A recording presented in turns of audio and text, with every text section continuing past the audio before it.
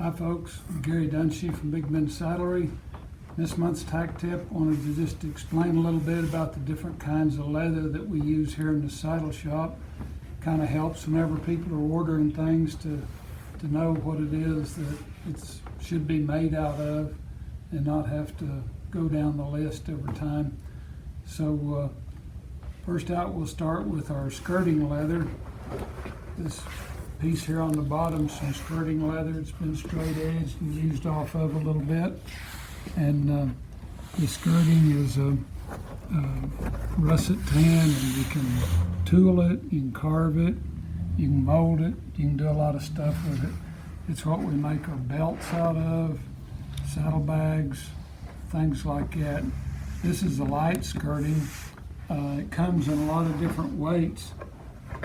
We use the heavy for saddles, and then we use some lighter stuff that's been split down for belts and things like that that are going to be lined, have a liner on the back of them. The lighter stuff's good for knife scabbards and billfolds. You can get it in whatever thickness that you want, and the properties it has is, like I said before, it's real moldable. You can get it wet and mold it into the shape that you want, but then it doesn't have any oil or anything in it. So after it dries out, you have to oil it or condition it, do something so that it doesn't just dry rot on you. But this is the leather that we tool and stamp up and make all those things out of, and it's called skirting leather. This one here is harness leather, and the harness leather is like the skirting leather, but when it's in the drums, they add paraffin wax and oil to it.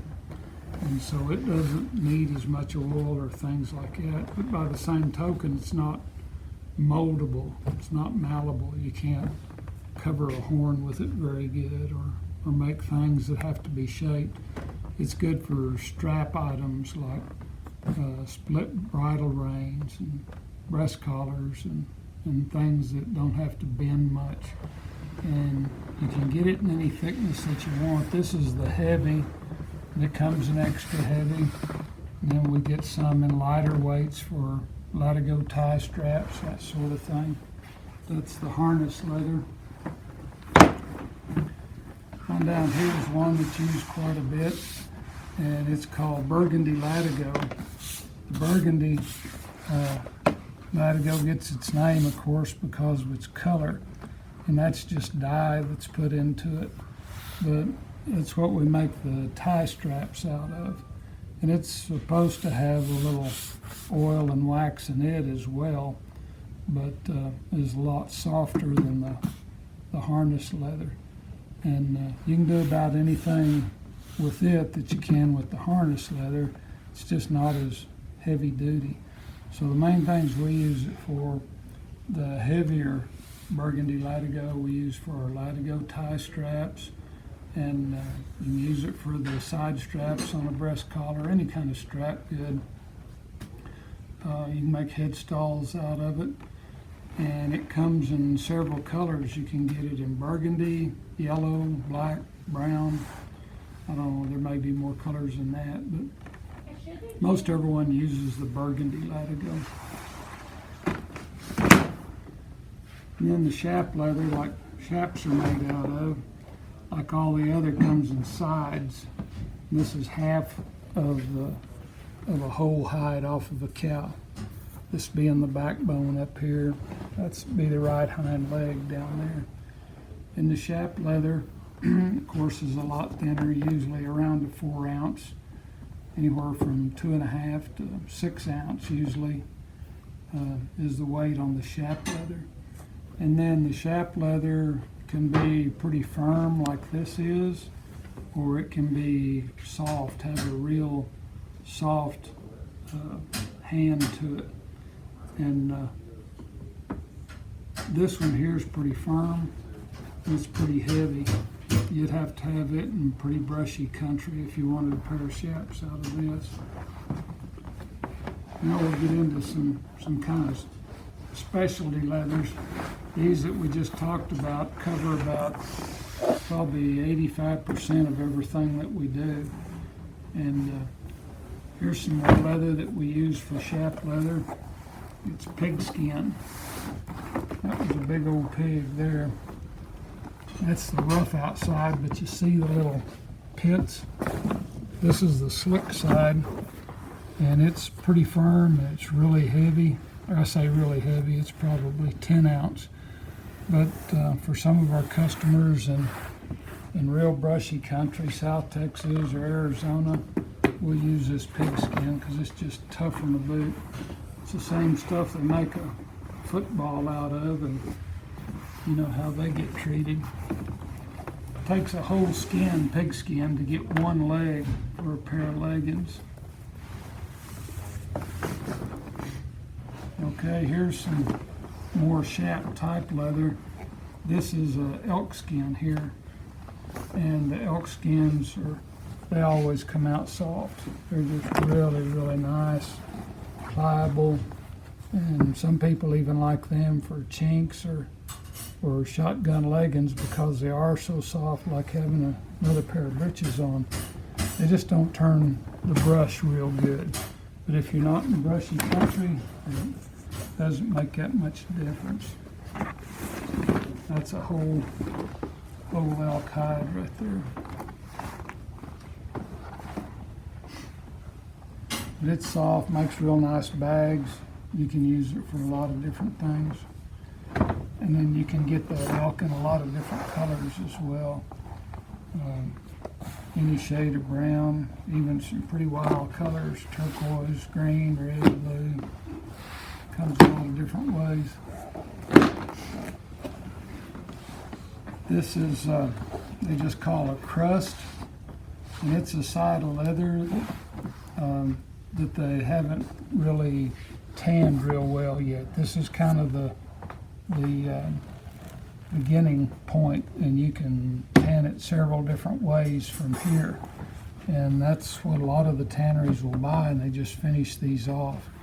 And we use them for horn wraps.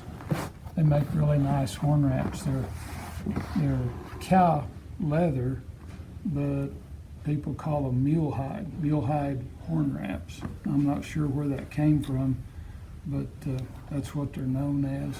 And they work really good whenever you wrap a horn with them. We haven't figured out what to use this for. This is horse bellies. I don't know what they do with the rest of the horse hide, but you always see horse bellies advertised, and it's real firm and solid. It's thin, just like you'd think a horse hide would be, but we don't use that very much.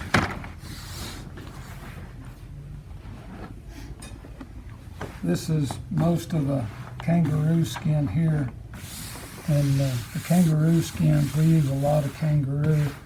We use them for the inside of our wallets and checkbooks and things like that, and they are very thin, but very strong. I don't think there's another leather that's as strong as kangaroo is.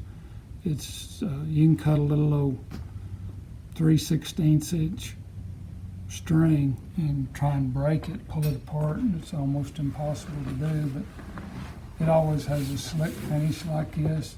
It's what we cut our laces, that we braid the skirts together on the saddles. You can make whips out of it. It's really versatile leather. You can use it for a lot of different stuff.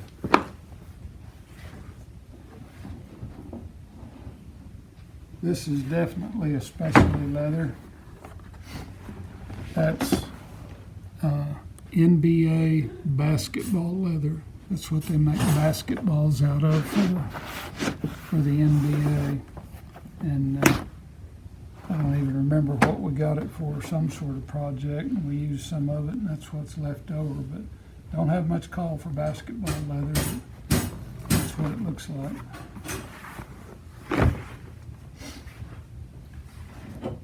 And then the last but not least is rawhide. We get daily requests for rawhide. I want some rawhide strings, or I want a piece of rawhide.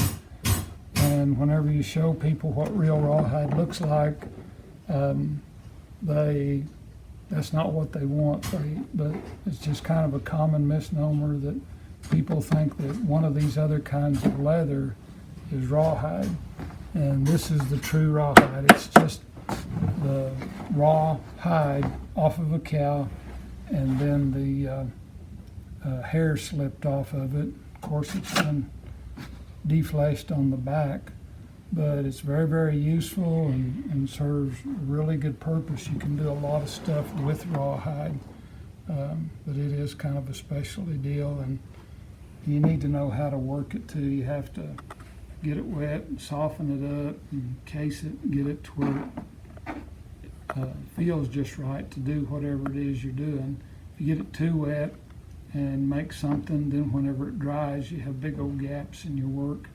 So it takes a while to learn how to work rawhide, but that's what the rawhide looks like. It is hard as a rock until you soften it up.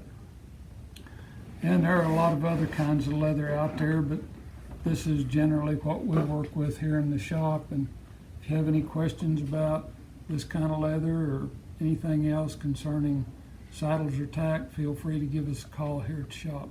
Thanks.